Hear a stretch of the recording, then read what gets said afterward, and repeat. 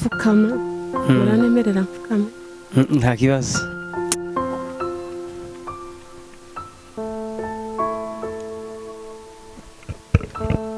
Narapfukamye hasi mu cumba ndambura amaboko ndera akaririmbo ndavuga ngo ibitonyanga by'amaraso zantonyangiyeho numva turahujije ibitonyanga by'amaraso zantonyangiyeho numva turahujije yewe Gorigota wambera y'incungu yewe Gorigota sinzakwibagirwa yewe Gorigota uruwagaciro Gorigota.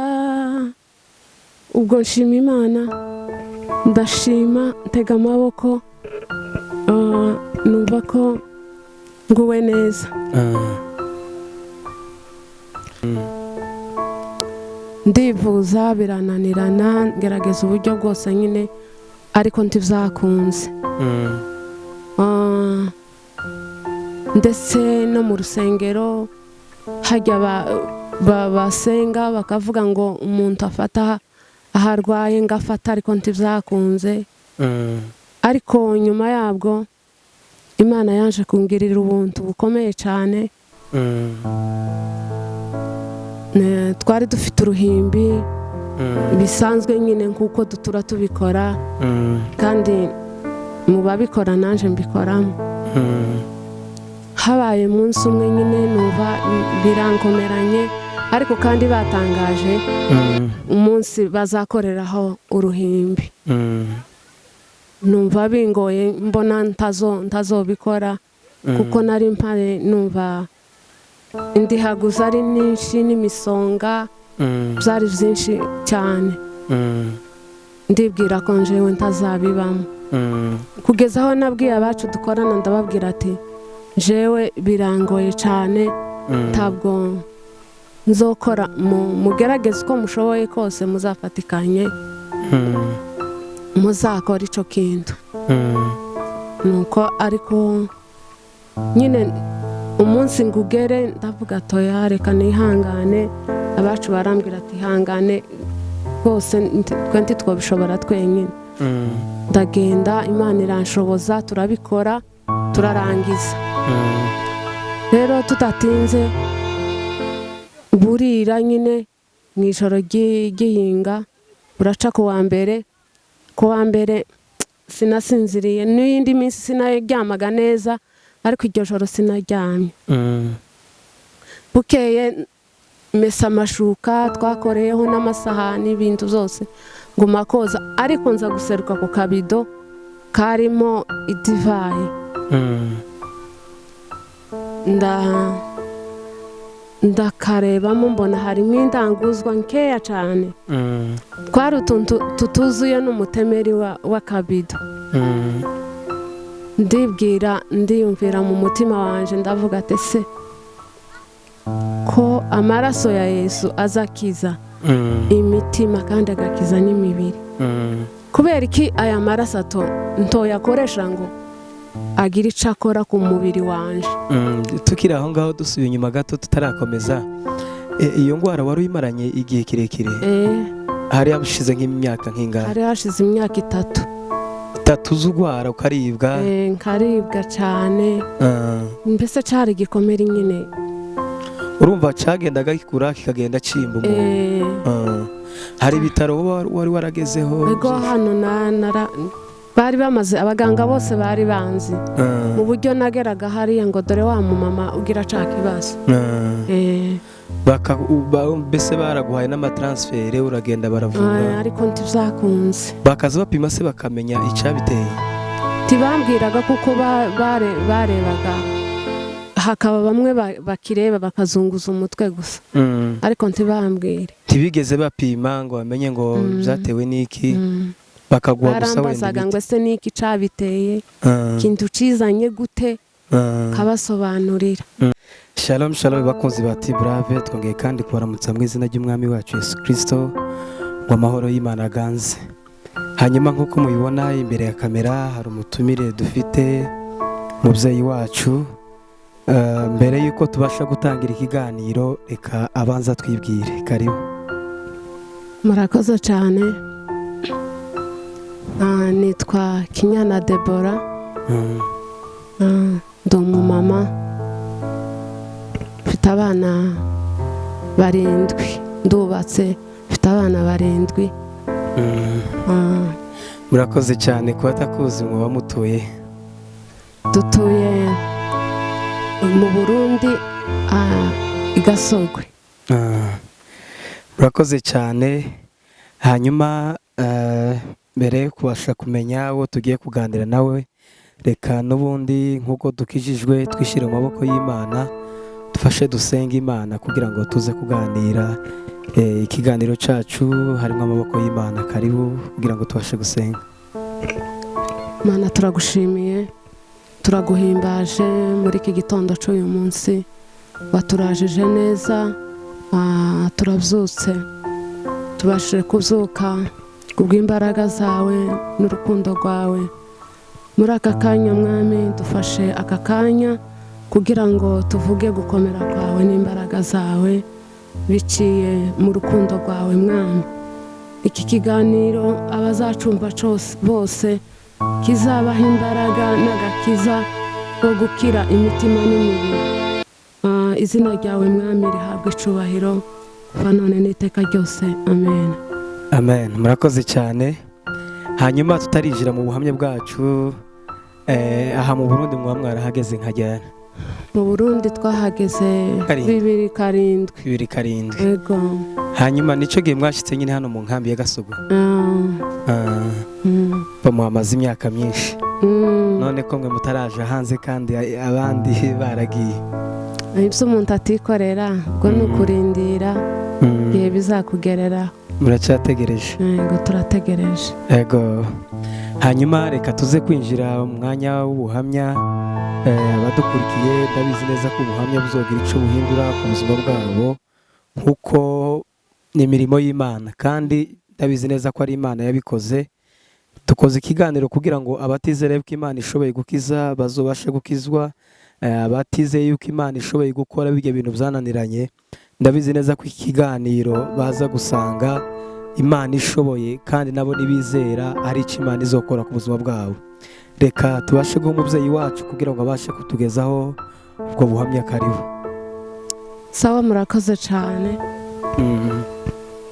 Jewe afashwe n'indwara iza ari nk'ikintu nyine mbaye mbona kidakomeye, kaza ari akantu kameze nk'agasununu, ariko kandi ntiyari insununu, ari imeze nk'akantu k'agakoko k'igikomeri, ariko kaguma kararanda ndetse nkishima cyane, ariko kaza gucika igikomeri. Kiba igikomeri kiragazuka kugeza aho nyine cyabaye igikomeri kinini. Ndivuza birananirana, ngerageza uburyo bwose nyine, ariko ntibyakunze. Ndetse no mu rusengero hajya basenga bakavuga ngo umuntu afata aho arwaye ngafata, ariko ntibyakunze. Ariko nyuma yabwo Imana yaje kungirira ubuntu bukomeye cyane. Twari dufite uruhimbi bisanzwe nyine nk'uko dutura tubikora, kandi mu babikora naje mbikoramo. Habaye umunsi umwe nyine numva birankomeranye, ariko kandi batangaje umunsi bazakoreraho uruhimbi. Numva bingoye, mbona ntazobikora kuko nari mpaye numva indihaguza ari nyinshi n'imisonga byari byinshi cyane. Ndibwira ko njewe ntazabibamo, kugeza aho nabwiye abacu dukorana ndababwira ati jewe birangoye cyane, ntabwo nzokora mugerageze uko mushoboye kose muzafatikanye muzakora ico kintu nuko ariko nyine umunsi ngugere ndavuga toya reka nihangane abacu barambwira ati hangane rwose twenti twabishobora twenyine ndagenda Imana iranshoboza turabikora turarangiza rero tudatinze burira nyine mu ijoro ry'iyinga buraca ku wa mbere sinasinziriye n'iyindi minsi sinaryamaga neza ariko iryo joro sinaryamye bukeye mesa amashuka twakoreyeho n'amasahani ibintu zose nguma koza ariko nza guseruka ku kabido karimo idivayi ndakarebamo mbona harimo indanguzwa nkeya cyane twari utuntu tutuzuye n'umutemeri w'akabido ndiyumvira mu mutima wanje ndavuga ati se ko amaraso ya Yesu azakiza imitima kandi agakiza n'imibiri kubera iki aya maraso ntoyakoresha ngo agira icyo akora ku mubiri wanje tukiri aho ngaho dusubiye inyuma gato tutarakomeza iyo ndwara wari uyimaranye igihe kirekire hari hashize nk'imyaka nk'ingana hari hashize imyaka 3 z'urwara ukaribwa nkaribwa cyane mbese cyari gikomere nyine urumva cyagendaga gikura kikagenda cimba hari ibitaro wari waragezeho ego hano bari bamaze abaganga bose bari banzi mu buryo nageraga hariya ngo dore wa mumama ugira ca kibazo mbese baraguhaye n'amatransfere uragenda baravura ariko ntivyakunze bakaza bapima se bakamenya icabiteye tibambwiraga kuko barebaga hakaba bamwe bakireba bakazunguza umutwe gusa ariko ntibambwire ntibigeze bapima ngo bamenye ngo byatewe n'iki bakaguha gusa wenda barambazaga ngo ese niki cabiteye kintu cizanye gute kabasobanurira urumva wari wimaranye imyaka 3 wari wabaye kabisa nari mbabaye rwose kikakujya akazamwe imisonga n'ibindi akazamwe imisonga noneho ndinjira mu nzu ndacoza ndagitoneka cyane mu buryo naje kureba igikomere cy'undi muntu bizabingora ariko kubera kuko ari canje ndagitoneka ndakibabaza cyane fata ya divayi shira mu gatemeri ndatonyanza mu gikomere ariko nabanje kucoza ndacoza neza ngo mare shiramwo ya divayi bukeye nirirwa aho ngaho ariko buja kwira nsa n'uwibagiwe ko mfite ikibazo kubera imisonga yari yashize n'indi haguzi zashize nibagirwa ko mfite ikibazo burira ndasinzira iryo joro nasinziriye nibaze ko ari ibitotsi by'imyaka 3 imyaka 3 udasinzira ubabara ariko narasinziriye cyane bukeye mu gitondo narabyutse umugabo sinzi ahantu yari agiye noneho ndavuga ngo reka ndebe ndareba maze kureba nsanga igikomere cyaregeranye kiregerana kirafunga hasigara nk'agakoko hejuru ujya mwobo mbese wose urafunga numva nakize kandi ngakandagira nkumva ndafashije ninjira mu cyumba ndafukama nemerera gufukama nta kibazo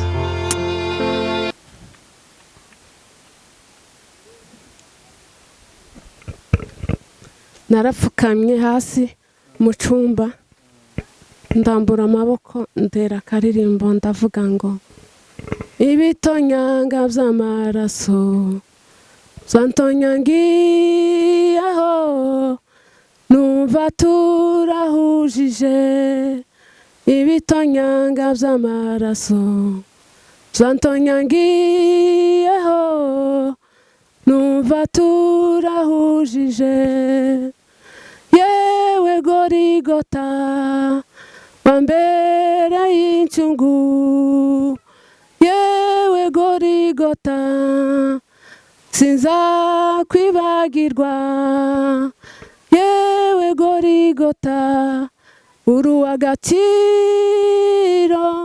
Gorigota. Ubwo nshima Imana, ndashima ntega amaboko, numva ko nguwe neza. ihangane kandi Imana ishimwe ko yakoze icyo gikorwa. Ubwo uwacu yaraje ndamubwira nti nakize cya kibazo naringira cyashize. Arambwira ngo ibyo nibyo wikora, ngo wakize gute? mubwira ukuntu nabikoze n'ukuntu byagenze. Arambwira ngo paka aciboneye wenyine. Rero ndamwereka asanga cakize. Hafunganye hose? Hafunganye hose. Bwarakeye ku wa kabiri n'agakoko kavaho, n'ubu nta n'inkovu yako ngira, singira inkovu y'igisebe. Gico gisebe wari umaraye imyaka 3? Nta nkovu ngira. Rero umwami Yesu arakiza kandi arakiza. Ubwo nahise mfata umugambi wo kuza nshima Imana buri Pasaka. Izo nshima Imana kavuga icyo amaraso ya Yesu akora n'akamaro Yesu yaje gukora mu isi. Yesu yabaye incungu y'ibyaha byacu, ariko kandi n'imitima yacu n'imibiri yacu yarayikijije, turabahamya babyo. Imana ishimwe cyane. Yego. Hanyuma ndibaza ko icyo kintu cyari kimaze igihe, se abo mu rugo bose bari babizi yuko ufite nyine icyo gisebe? Abo mu rugo sinababwiraga, natinyaga kubwira abana, kavuga ngo nimbabwira wenda ntibaziga neza, bazabaho mu buzima bwo kuganya, ati wenda mama arashobora kugira ikibazo n'uyu munsi. Usibye umugabo wanje nta wundi muntu wari ubizi, nabo muri serire mbese ntibari babizi. Natwe tumaze kumva iyi nkuru byaradutangaje, turavuga ati se ibyo bintu birashoboka ko umuntu yofata ameza bisanzwe agatunganyiriza ku gikomere kikuma? Ese byagenze gute? Wabyiyumviriye gute kugira ngo icyo kintu nyine ubashe kugikora? Icyo kintu nagitekereje kubera ko ijambo baza bavuga nyine ngo igihe Yesu ari ku musaraba, ngo hari umuntu wamuteye icumu mu rubavu, amaraso aramutonyangira ahita akira. Kandi nibaza ko iriya divayi abakozi b'Imana bamaze kuyisengera, tiba ikibaye divayi. N'igihe ugiye kwegera uruhimbi ukabifata nk'umukate, tuwufate nk'umubiri wa Yesu, cyangwa se ugafata iriya divayi ukayifata nka divayi, tuyifate nk'amaraso ya Yesu, hajya ubu yatesheje agaciro. Ariko nabifashe nyine ngo amaraso ya Yesu. Umva warabyizeye, ntibabona ko ari ji isanzwe cyangwa se ari umukate, bikuviramo ubuzima. Yego.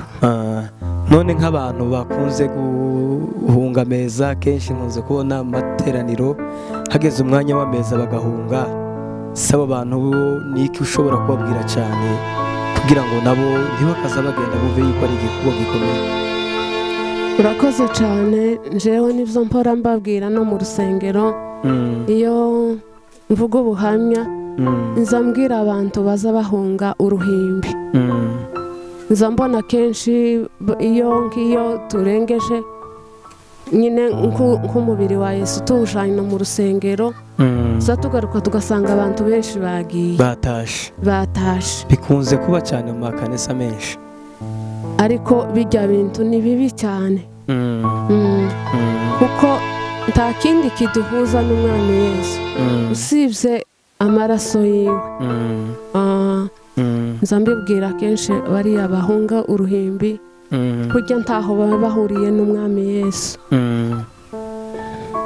Aya murakoze cyane, urumva abantu bazogikurikirana bahora bahunga meza. Si byiza guhunga meza nk'uko ni amaraso ya Yesu, kandi ijambo ry'Imana riza rivuga ngo abajya mu kutamenya bibatera kugwaragurika. Yego. Mbese ni ukubanza ukamenya yuko atari iji ugiye kunywa cyangwa se utagiye kubikora nk'umuhango, ahubwo ugiye kubikora nk'ugiye kwakira amaraso ya Yesu Kristo. Yego, ariya maraso kimwe cyo ni ukubwira ni urukingo. Ni urukingo rw'imitima yacu, ariko kandi ni n'urukingo rw'imibiri yacu. Cyane cyane rero nzabwira nk'aba bana bakibyaye kabiri gatatu bahunga uruhimbi, ariya maraso ni urukingo. Urabona ahangaha haba indwara nyinshi, cyane cyane mu bana bonka n'incuke, ariko ariya maraso ayonse ni urukingo runini cyane. Abakingiye ubwiwe akikingira n'umwana wiwe. Hanyuma dusubiye kandi inyuma mukecuru, ese icyo gihe wafashe nyine iyo decision yo kuvuga ngo umeneho ako gatonyanga ka divayi, ni nk'ijwi ry'Imana ryabikubwiye cyangwa se ni umutima wabikubwiye? Kuko ndabizi neza ko rumaze igihe kandi iyo divayi yaho ritangwa, ariko nkeneye cyane kumenya icyatumye uwo munsi uvuga ngo noneho ndabona yuko bigiye kuba. Ni ijwi ry'Imana ryo ryabikubwiye? Murakoze cyane. Rero jewe nari mfite ububabare burenze uko ntushobora kubikubwira. Nari mfite urufaya rwinshi rw'indihaguzi n'imisonga, ariko numvamwo nyine nk'ikintu kimbwira ngo wafashe iyi divayi ko ari amaraso ya Yesu bayikoresha ko ubabaye cyane. Nibwo nahise mbikora, nyine mbona birabaye. Byakanze abantu benshi, ndibaza ko n'umunsi wabivuze umva iyo umuntu nyine aribwa, abandi ntibamenye ko aribwa, kuko je babimbwiye bamwe nabo twari ko duhura, umwe ariko ambwira ngo byagenze uku, undi akambwira ngo byagenze uku, ariko turavuga ngo wenda nituganira nibwo tuzomenya ukuri bw'uburyo Imana yabakijije. Turabishimye cyane kandi mukomere. Abantu rero batizera yuko amaraso Yesu Kristo ashobora gukiza, nibaza ko nibareba ikiganiro ari ibintu bikomeye bazunguka kandi bazoheraho bakizera Imana cyane. Hanyuma reka tubashimire cyane ku mwanya mwaduhaye, Imana iba umugisha. Nibaza yuko nidusubira kubakendera nyine, kuko tuzosubira tukaganira, tuzobamenyesha tugaruke. Murakoze cyane, Imana iba umugisha. Murakoze namwe.